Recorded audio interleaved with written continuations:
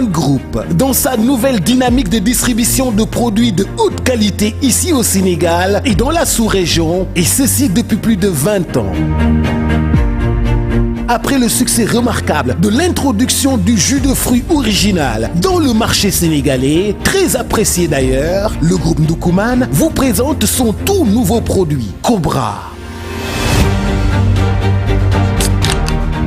Une boisson énergisante de qualité supérieure qui nous vient aussi directement d'Arabie Saoudite.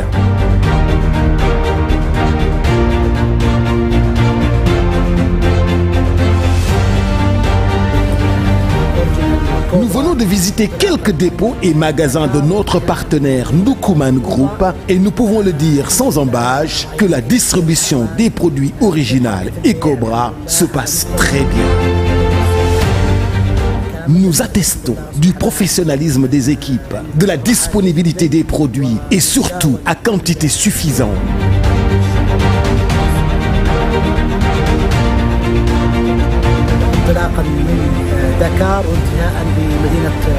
De Dakar à Touba, partout où nous étions, c'est le même constat. Les consommateurs apprécient la qualité des produits et surtout le prix qui est très compétitif. Nous sommes très satisfaits de collaborer avec le groupe Ndoukoumane qui ne cesse de nous surprendre positivement, surtout sur le volet marketing et avec une force de vente très louable. Félicitations à eux. Boisson Cobra, riche en vitamine B, c'est-à-dire pas de stress ni de fatigue. La caféine du Cobra favorise l'état d'éveil et augmente la vigilance, stimule la concentration et la mémoire.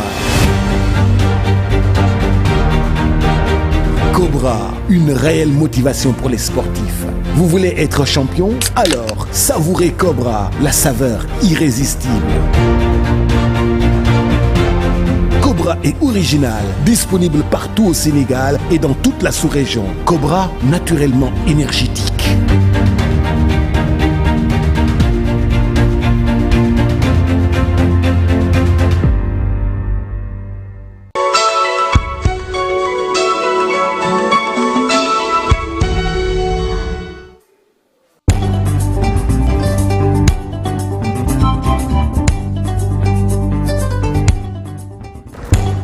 Merci beaucoup à Ndoukoumane Group ci sponsor yi la bokk. Alors ñu egg si ci jàngal bi ak Abdoulaye Cissé.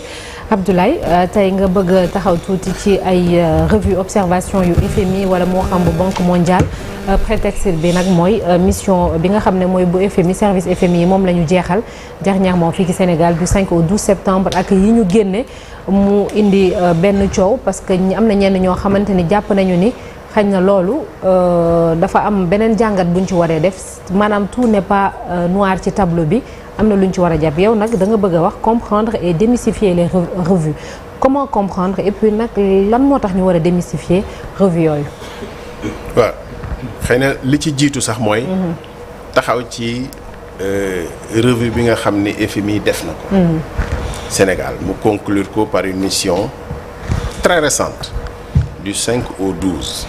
Mais li tax ma ne ñu taxawaat ci day important ñu delluwaat ci li nga xam ne nii xëy na FMI bind na ko. Parce que souvent ci réew mi dañuy commenter ay commentaires te xëy na ñu bëri delluwaatuñu ci li nga xam ne FMI ci boppam bind na ko maanaam li ñu ko waxloo loolu la nit ñi nekk di ci commentaire di ci wax. te wax dëgg fa yàlla soo delloo ci li nga xamante ni mooy revue bi nga xam ne FMI def na ko. te ñu bind ko ci note boo xamante ne nii mooy revue bi transmettre ko soo ko jàngee da xëy na day nekk en décalage ak débat bi nga xam ne instauré dañ ko ba mu nekk ci penc mi. Et tout est disponible sur le site web du FMI. maanaam lépp de tous les détails mi ngi foofu. En fait ce sont les organisations les plus transparentes. en fait parce que seen code ci boppam moo leen di imposer transparence boobu. xëy na nit ñi ñoo jàpp ni c'est sophistiqué peut-être que c'est confidentiel mais ñoom amul dara lu ñuy def loo xam ne nii c'est confidentiel. lu ñuy def dañ ko teg ci penc mi donc bu nit ñi delluwaatoon peut-être lire li nga xam ne nii FMI wax na ko peut-être du jar débat bi yëpp mais il est vrai que bu fekkee ni dugal nañ ci politique walla ki nga xamante ni jàpp na ni moom li FMI wax ci lu baax ci moom la jëm ne gongo bu waxee ci loo xam ne nii xëy na du luy jëmale économie bi kanam te mu féetewoo beneen nguur mu ne déedéet mais FMI xam nga tey Sénégal dafa mel ni débat bi yóbbu nañ ko ci jiiñante ko ci nguur mais FMI du tudd régime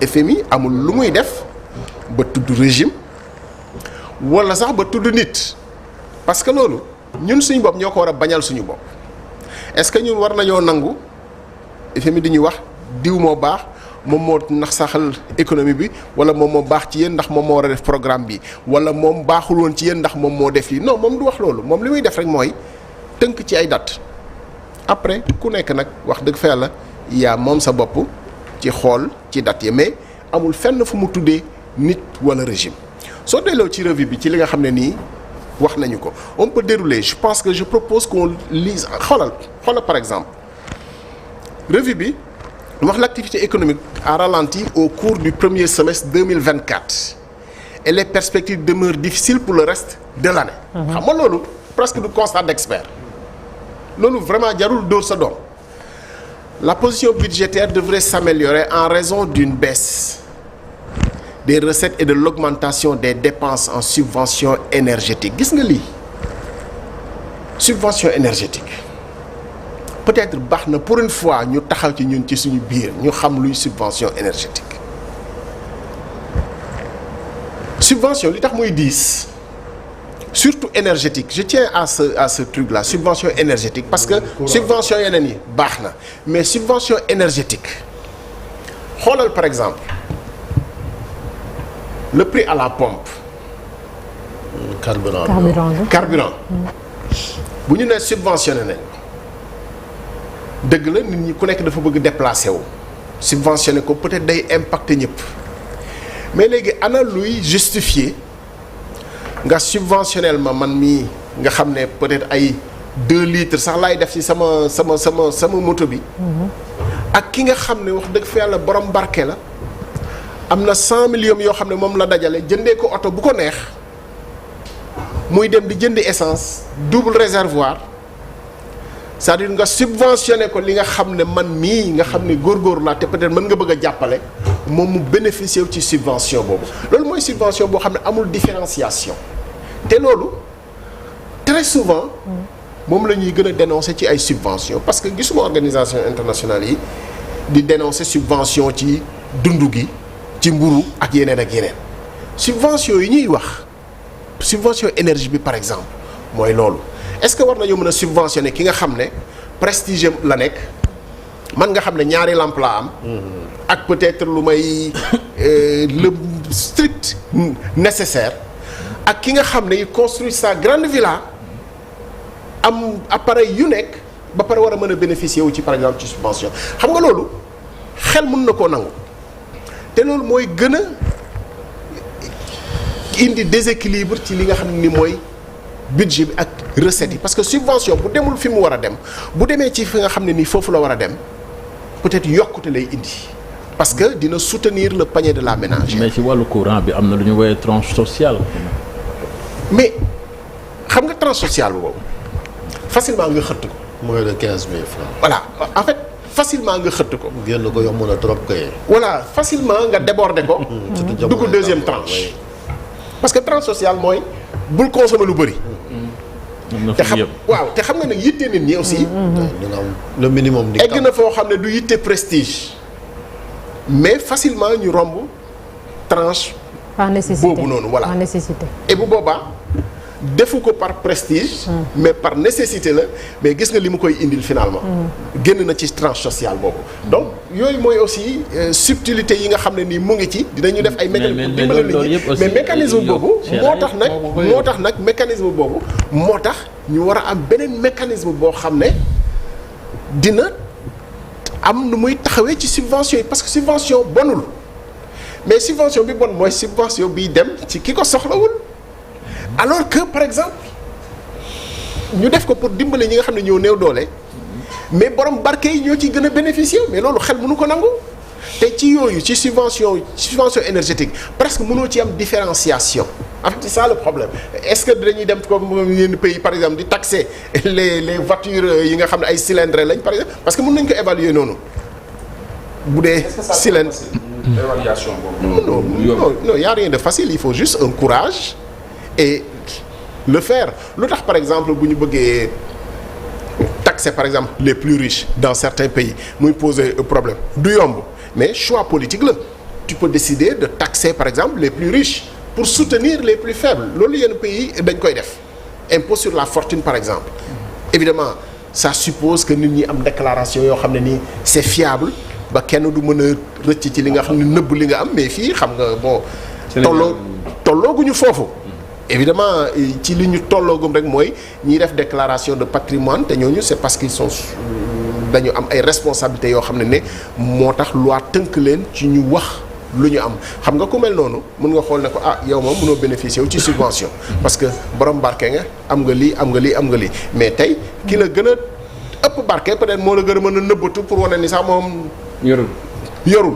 mais Abdoulaye pour revenir à tes propos de départ ndax mën nañoo wax politisation lii FMI comme tu l'as si bien rappelé ñoom duñu indexer nit duñu indexer régime et puis ay dañuy joxe ay chiffres dañuy joxe ay pourcentages dañuy joxe ay périodes exactement te loolu lépp comme on l'a rappelé aussi mi ngi ci seen site bi gis nañ ko comme mesures yi comme yi nga xam ne wax nañ ko observation yi prévisions yi loolu lépp mi ngi fi leer na je veux dire c'est clair. mais justement le glissement et c'est ça qui est dommage parce que ce qui est dans le débat public waxatuñu ci lii par exemple il y a des choses très très intéressantes dans la rue. Oui. On ne peut pas l'exploiter nii ci benn ci suñu tribune bi ne mais si je donne l'exemple juste des subventions dafa jar ñu taxaw ci par exemple et te loolu du lu bees Ablaye te teg ci loolu du lu bees subvention yi ci sur le secteur de l'énergie. J'ai même entendu et c'était peut-être la première fois et yàlla rek a tax may wax j'ai entendu le ministre des Finances et du Budget c'est la seule personnalité bu ma dégg publiquement c'était d'ailleurs en marge des assemblées de la Banque mondiale et du FMI à Marrakech ça à l'époque c'était Moustapha Ba qui posait le problème des subventions mais xam nga lan nga ciy dégg di moom ministre la technicien la xëy na lii war nañ ko xolaat mais décision politique bi parce que kay jël décision bi politique moo naan yii saa waay subvention yi bàyyi ñu continuer ko rek parce que fi mu toll voilà en fait loolu mooy suñu problème tey on ne donne pas corps on a parlé des coûts de production ci Senelec mais c'est la même chose en fait c'est l'énergie subvention yi loolu mooy problème bi évidemment xam nañu lan la ñu war a def techniquement xam nañu lan la maintenant Naata pour répondre précisément à ta question mais xoolal li nekk dans le débat public sur cette revue du FMI lan jiiñante noo du ñun ñee la déedéet di yéen la ñun ñu ngi ci évidemment ku nekk mën na def sa interprétation mais à la fin de la journée rapporter par exemple à lii xew xale yi di dem par exemple mbëkk mi est-ce que président Bassirou Diomaye Faye fi toog naan mbëkk mi ci Macky Sall la tàmbalee woon donc mënagul jeex xam nga tey ala kulli haal ci bilan la ñuy teg gaal gu mujj gi dem donc amalul kenn intérêt ñu toog naan la fi woon moo indi lii parce que au bout de la journée solution bi moom la ñu war a xool et soo delloo ci revue bi la revue te donne les solutions en fait c'est ça qui est extraordinaire on ne parle pas des solutions qui sont dans ce que dit le FMI dans sa revue mais on est en train de faire polémique sur lan moo ñu ko yóbboo évidemment am na ñoo xam ne ay politique lañu c'est leur droit mais waruñoo mën a dugal l'exécutif par exemple sur rek jàllax mbir mi ci ne ñee la du ñun parce que c'est un problème il y a pas encore de position officielle du gouvernement quand même du Sénégal ñiy wax xëy na mooy ñiy jàppale di buruxlu quoi di jàppale c'est exactement ça et quand je faisais le rapport par exemple la relation avec soo xoolee par exemple situation jeunes yi dem ci gaal gi par exemple bi président Bassirou Diomaye Faye demee Mbour mais am na lu mu leen wax lu nit mën a dégg et li nga ci njëkk a dégg mooy mais fi ngeen di dem ay jinne tabaxuñu ko ay jeunes comme yéen ñoo ko tabax kon yéen góorgóorlu leen ñu tabax mais moom aussi war naa am yaatu dégg li jeunes yi wax. Moi j'ai eu une discussion surréaliste parce que j'étais sur place bi président Bassirou Diomaye Faye di ñëw maa ngi fa woon avant muy yegg si aussi maa ngi woon suivre les deux ministres yi nga xam ne ñoo ko jiitu woon muy ministre des sports ak ministre du commerce Serigne Gueye Diop ak Khady Diène Gaye seen périple bi yëpp mais gis nga jeunes yi ngay rencontrer ñoom ñoo amul rêve boobu la ñu amul ñoom et puis pour ñoom développement ba léegi daf leen di bàyyi sur le bord de la route en fait li ñu war a fexe rek mooy ñu xam ni bu développé du développé ñenn ñi mais loolu su waxtaan amul mais mën nga teg politique boo mën di teg man xale yi ma dégg. gis leen. et d'ailleurs c'est important ma discussion ak ñoom c'était avant président di ñëw j'ai même essayé de mettre dans la tête du président sans prétention mais pour ne le mais président nee na. mu ngi door a ñëw li muy teg peut-être mën naa développer mënoo leen ko may njëkk mu dem waaye bàyyi ñun loolu xam nga ni ñuy waxee bàyyi loolu ñun duñ ci gis suñu bopp quoi ñoom seen bopp la ñuy defal mais loolu waxtaan c'est-à-dire lii moo jar assise en fait un truc direct sans intermédiaire parce que ñi leen di waxal ñoom gisuñu seen bopp ci ñooñu te boo demee di leen sensibiliser sur le terrain fii le maire Cheikh Issa Sall wax ko fii ne bu demee sensibiliser na et puis sur le terrain loolu ngay dégg même les activistes Mbour justice ak ñeneen mais dañoo sensibiliser ba sonn mais boo demee di leen sensibiliser monsieur le maire fii la toog mu ne ma mais nañ la naan mais saa waay yow oto bii nga fi ñëwee yére yanj yi nga sol yii lañ bëgg a am évidemment yow loo leen di wax dafa am fu ma jaar pour am ko mais ñoom ñu gëm loo la ni ñoom it mais dañoo fu ne lu ne def nañu ko si gos yoo xam ne nii man gis naa ci ñoo xam ne ay dem ko géej lañ ne la waaye bàyyi ñun bu ñu daan am 50 000 léegi 5 000 la ñuy am léegi-léeg sax mu jiiñ ko capitaine bi wala ki leen di yóbbu géej mais kooku tamit soo xoolee bu baax danaan la man dans les temps bu ma amoon gaal mais daan naa wàccee 5 millions mais léegi mënatuma wàccee donc gis nga chaîne la en fait. Et cette discussion directe là foog mu am plutôt que par des cadres interposés et puis par des groupes yoo xam ne nii. c'est des groupes vraiment de man gëwuma ay kii yoo xam ne nii ay trucs idéologiques vraiment lay doon. Parce que j'ai vu ce que ce cadre là a produit. Mais c'est très idéologique parce que fi ñu nekk mooy posture défendre.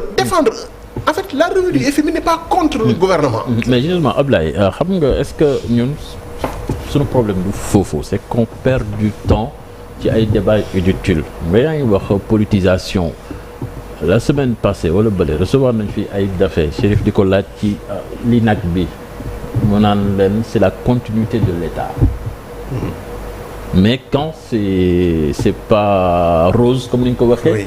ñun la non c'est. jàllax ko ñële. ñu imputé ko beneen régime. xewoon na fi Ablaye Wade bi ñu fi ñëwee bi ñu amee problème lan lañ doon wax les 40 ans du Parti socialiste le passif est lourd est-ce que newul au lieu de trouver les solutions pour sortir de la crise débat bu inutile boobu moo ñuy retardé. officiellement c'est heureux que ba tey déggaguñu autorité.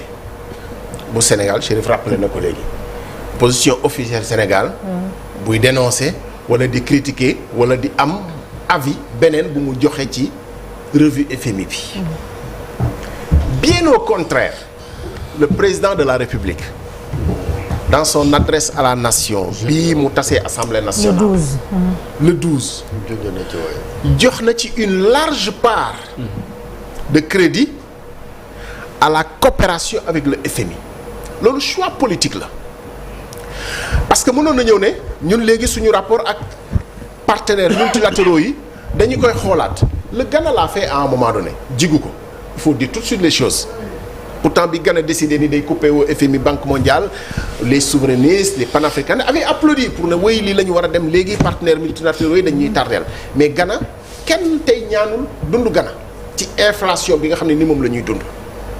C'est peut-être lié au fait aussi qu'ils ont voulu se couper tout de suite de ces institutions-là mais choix politique bi suñu ko defee ba pare en fait il faut oser l'assumer jusqu'au bout et c'est ça qui est bien en fait parce que c'était une adresse pour annoncer principalement la dissolution de l'Assemblée nationale mais président waxaale na ci reddition des comptes ba waxaale ci engagement yu ñu jël avec les partenaires internationaux, notamment FMI, Banque mondiale. Parce qu'il faut savoir une chose, tey FMI, Banque mondiale, li mu ñuy accompagner, c'est à travers des programmes, facilité élargie des crédits, fait, mais c'est plus de 1000 milliards. Ak facilité résilience de crédit par exemple ay programme la yoo xam ne ni ñoom la ñuy accompagner mais li lay accompagner pour peut-être restructuration budgétaire sax moom moo ci njëkk a jiitu pour maîtriser les dépenses daf ñuy delloowaat ci li ñu waxoon mu ci subvention yi parfois on fait polémique à ces institutions là di wax ni dañoo bëgg ñu wàññi fonctionnaires yi mais évidemment rationalisation un terme cher d'ailleurs à ce régime-là rationalisation mooy nga am nombre de fonctionnaires wala nombre d'agents yu méngoo ak li nga soxla. mais bu fekkee ni da nga def ay recrutement politique bu fekkee ni da nga charger l'administration de personnel yoo xam ne soxla wala mais à un moment donné ça crève le budget. mais loolu wax la rationaliser loolu c'est pas être contre la fonction publique. fonction publique nit bu ci nekk. te participer wul à la production de la richesse. production de la richesse mooy mu amal njëriñ administration bi. mais amul lu mu fay def xëy na loolu li ko indi mooy engagement politique yi nga xam ne nii dugal nañu ko. boo xool ñoom ñoo ëpp sax ci administration bi. ba loolu je pense que ça arrive de temps en temps mais loolu moo tax ñu war cee taxaw. non kii ku en réalité. c'est bien ñuy wax kii ku alors parce que li tax démystification bi am mooy il faut pas toujours penser que par exemple FMI tubaab yi la c'est pas que ça par exemple kii. Matar Diop AFC sax. waaw mais ci kii leneen la mais par exemple kii li tax ma choisir ko. Banque mondiale. alors je vous renvoie à une revue ça c'est extrait d'un numéro du magazine Financial Afrique du mois de juin. Elle s'appelle Anta Ndoye. Alors elle est représentante résidente du FMI à Nouakchott en Mauritanie. Sénégalaise mooy représentante FMI. Sortante. Oui, elle a quitté il y a au mois de juillet. D'accord, c'est récent. moom moo fa piloté programme FMI Banque mondiale pendant 3 ans ci programme yi nga xam ne c'est les mêmes en fait que ñuy def fii Sénégal souvent li tax ma koy wax mooy on a tendance à croire que voilà tubaab bu jógee fële la moom la FMI yónnee moo ñuy wax lu ñuy def et puis après ñu fixer critiques yi foofu xam nga loolu jaar na fi plusieurs fois. Mais bu fekkee ni sénégalaise la par exemple évidemment sénégalais mënul ñëw fii Sénégal mais sénégalais yaa ngi ci yeneen pays par exemple la mission qu'elle fait en Mauritanie et qui est restituée dans cette interview c'est pas une revue mais c'est une interview bilan dans le magazine Financial Afrique du mois de juin. Gis nga soo ko liiree da nga naan maa ngi ci revue bi nga xam ne moom lañ def ci Sénégal regarde c'est les mêmes programmes facilité élargie de crédit 2023-2026 moom la Banque mondiale moom la FMI di accompagner par exemple l'État mauritanien le mécanisme élargi de crédit mu ngi fa Sénégal aussi am na ko pour Sénégal sax montant yi c'est encore plus élevé nous avons les montants pour 1,5 milliard de dollars. Donc c'est beaucoup d'argent mais au bout du bout ce qui est intéressant mooy la conclusion le bilan xam nga par exemple ñun doon nañu am kersa parce que sénégalais lañu doon nañu am kersa par exemple si la Mauritanie faisait le débat si représentant FMI sénégalais la moo tax mu critiquer ñu par exemple on peut le penser mais le bilan qu'elle tire par exemple la situation économique de la Mauritanie a évolué positivement le pays ayant notamment réussi à maintenir une stabilité macroéconomique. Mais dans les détails de l'interview ça nous ramène à tout ce qu'on disait précédemment sur détails yi nga xamante ni nii par exemple Mauritanie def na ko la situation économique de la Mauritanie a évolué positivement le pays a réussi un cadrage budgétaire xam nga fii Sénégal débat bi dina ñëwaat sur la sincérité du budget. Xam nga débat bi ñëw na déjà. Sur la sincérité du budget. Est-ce qu'on a un budget de 7000 milliards comme le préconise, comme l'indiquait le régime sortant, notamment à travers le ministre des Finances et du Budget. Et le débat, les gens l'ont fait pendant que le ministre était là. Donc, en fait, bi ñu mën a wax sax ni débat boobu dañu ko def parce que régime bi nekkatu fi. Débat boobu bi ñu koy def mu ngi fi woon. Mais quand elle tire le bilan de sa mission, par exemple, au sein du FMI, et ñu gis progrès yi nga xam ne Mauritanie def na ko ba quand elle quitte, dans le même magazine, tu vois qu'elle a même été fêtée par l'État mauritanien. C'est-à-dire loolu li nga ciy dégg mooy institution yi peut-être suñu lëkkaloo ak ñoom. xëy na amal nañu njariñ à partir du moment où on fait le choix politique de cheminer avec ces institutions-là. Personne ne pourrait reprocher au président Bassirou Diomaye Faye s'il venait et dire moi mon choix c'est de ne plus cheminer avec par exemple le FMI et la Banque mondiale. Mais s'il vient et que parmi les engagements yi mu fi fekk ak yi mu décidé continuer muy liggéey ak FMI ak Banque mondiale, essayons peut-être d'avoir une meilleure compréhension positive et surtout xool conclusion yi nga xam ne moom la FMI di joxañ. gis na ay économistes yu mel ni Demba Moussa Dembélé j'ai vu que am na journaux yu gën a prendre justement nee na moom sa bopp gi. méngoowut ak kon ne di jëflante kaa yu mel ni FMI.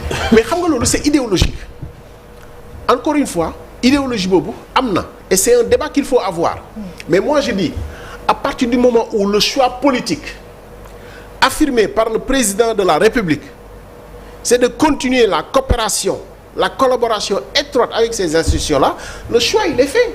su fekkoon ni dafa ñëw ne man souveraineté bi ma woote comme loolu nga wax noonu mooy rupture moo mat suñu bopp du ñu jëflante ak ñoom c'est un choix politique. choix politique bi daal à partir du moment où c'est affirmé.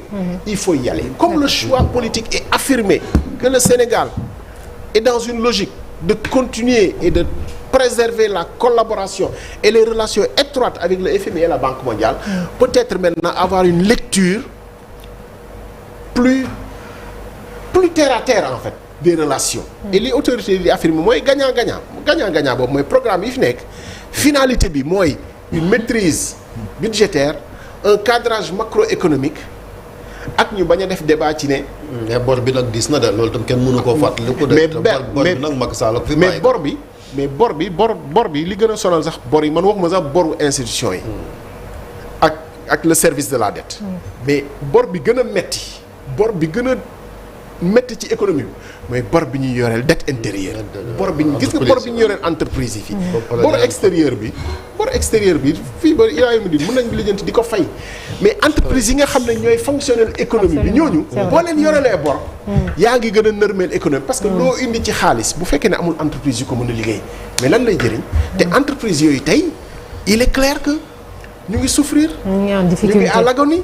non seulement yoreel nañ leen bor. fiscalité mais en plus carnet de commandes yi ci weer yu mujj yi. mais en fonction de beaucoup d'autres choses. mais peut-être c'est quelque chose qui annonce peut-être un nouvel essor, un nouveau départ. mais nouveau départ boobu nag bu mu ñëw fekk ñëpp tëdd nañ ba pare en fait c'est ça qu'il faut éviter. il faut continuer à fonctionner, il faut que les entreprises et il faut pas que les entreprises ferment en réalité. par exemple entreprise BTP tey warul toll ci ne peut-être chantier mën na am ralentissement. mais warul toll ci ne. chantier ba tëj na. la nga ci dégg mooy salariés yi ñibbi leen seen kër. te en général c'est des précaires aussi. du ay journaliers lañu lu ci bari toog leen seen kër ak la nekk yëpp autour te nga xam ne day dundal ay yeneen i nit. loolu yëpp la ñu war a éviter économie mën na nekk au ralenti mais bu stagné wala mu daanu d'un coup. ça musiba lay doon encore une fois. démystification bi c'est ça avoir une compréhension. xam ni ay cadre lañu ay fonctionnaires lañ comme ni ñu amee ñun ay économistes yoo xam ne nii. DFM bind. wóor na yàlla. am nañu ay économistes yu ko mën a bind. bu baax parce que ñoom ñoo fa nekk compétent mën nañu ko bindal mais xëy na buñ ñu ko bindalee te amuñu moyens yu ñuy accompagner loolu moo tax. ñuy collaborer ak institution la direction des prévisions et études économiques déjà rek yàggul dara.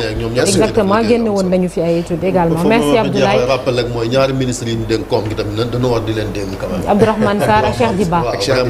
merci beaucoup Abdoulaye ci jàngat ñu dem xooliwaat beneen page de pub bu gàtt ginnaaw si ñu dalal suñu invité.